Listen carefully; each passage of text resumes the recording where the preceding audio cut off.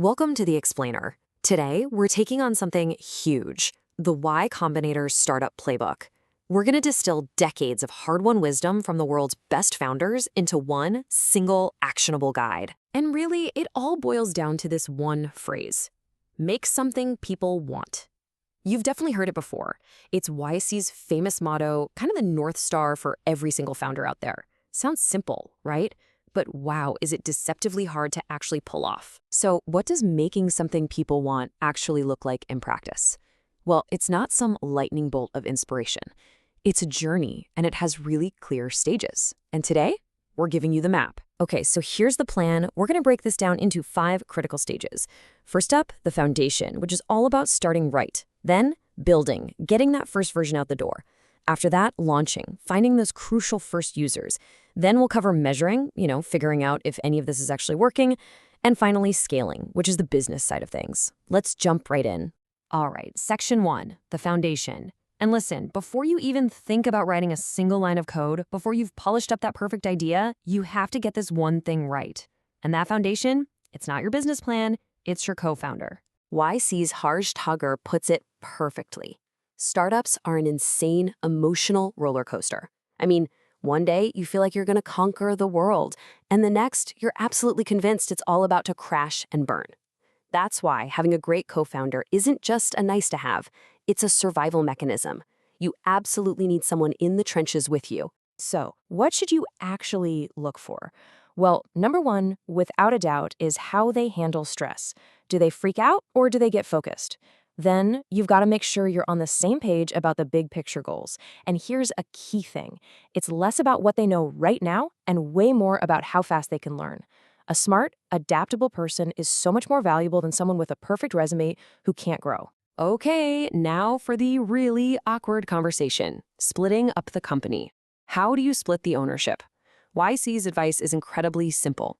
Just be generous.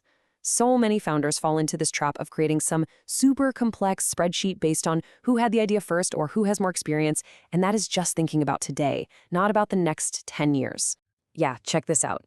YC's Michael Siebel basically breaks it down into 2 kinds of founders. You've got the one who's obsessed with a complicated, fair calculation for right now. Then you've got the one who gets it.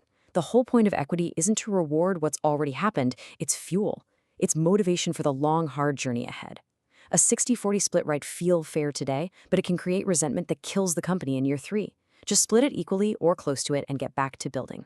Okay, team is sorted, equity is split, now we can actually build something. So what's version 1? Everybody says it. You build an MVP. But what does that actually mean? Because a ton of people get this wrong. An MVP, a minimum viable product, is the simplest version of your product that's useful enough for an early customer. And the most important word there, as YC's Dalton Caldwell always says, is viable. It's not just a bunch of buggy features duct taped together. It has to actually solve a real problem for someone. It has to be genuinely useful, even if it's only for a handful of people at first. And you have to get comfortable with this idea. Your first version is all about learning, not perfection. You're probably going to throw away 90% of the code you write early on. Seriously. The whole point of the MVP is to help you figure out which 10% actually matters as quickly and cheaply as possible. It's a learning machine, not a finished product. All right, you've built your MVP. You've got something that's, viable. Now comes what is, for many people, the hardest, most painful part of the whole journey, getting those first users. And spoiler alert, there is no magic bullet here. It is all about unscalable work. There's this fantasy that if you build a great product, users will just magically show up. That's a myth. The reality, as the co-founder of Optimizely, Pete Kumin, explains, is that you, the founder, have to do the grinding, manual work of selling it yourself. Why? Because in those early days, no one else has the passion or the deep understanding to convince someone to take a chance on your brand new, unproven thing. And when we say it's a grind, we mean it. Look at this typical sales funnel based on an example from YC partner Aaron Epstein. To get one single customer, you might have to send 800 personalized emails. 800. Out of those, you might get 400 opens, maybe 40 replies, 10 demos, and finally, 1 yes. It is a pure numbers game, and it just takes a ton of hustle. Okay, so let's say you've done that brutal, unscalable work. You have a handful of users. Now what? How do you actually know if you're on the right track? How do you know if you've really made something people want? Well, it turns out There's one metric, one single chart that tells you almost everything you need to know. To really get this, let's walk through an example from YC partner David Lee. Imagine we have two products. Here's product A. At first glance, it looks amazing, right? It gets a ton of users, and it keeps most of them in the first few weeks. Seems like a clear winner. Now, here's product B. And honestly, it looks pretty bad. It's bleeding users. After just a few weeks, a huge chunk of them are gone. You'd probably look at this and think, oof, this one's a dud. But then you wait, and something really interesting happens. Look at product B's curve. It flattens out. The people who stayed, they are not leaving. They are hardcore users. Now look back at product A. That slow, steady decline just continues. It's a leaky bucket, and eventually it's going to be empty. Product B, the one that looked like a failure, actually found a core group of people who absolutely love it. And this is the whole point. As David Lee says, the only thing that really matters is whether your retention curve gets flat. The shape of the curve is everything, not the absolute number of users. That flat line means you've built something that a specific group of people find indispensable. That is product market fit. That is the signal you've been looking for. So once you see that beautiful, flat retention curve, congratulations, you found it.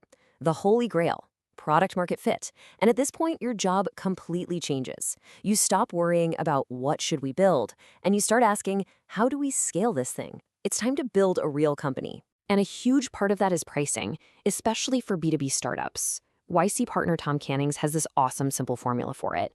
Don't price based on your costs. Price based on the value you deliver. Step 1, literally sit down with your customer and calculate how much money you save them or make them. Step 2, charge them 25 to 50% of that value. It completely reframes the conversation. Suddenly, you're not a cost, you're a profit center for them. Now, as you start to scale, you also have to start speaking a new language, the language of investors and business. Here are a few of the absolute must-know terms from YC's Dalton Caldwell. You've got burn rate, that's how much money you're losing every month, super important. ARR, or annual recurring revenue, is the lifeblood of any subscription business.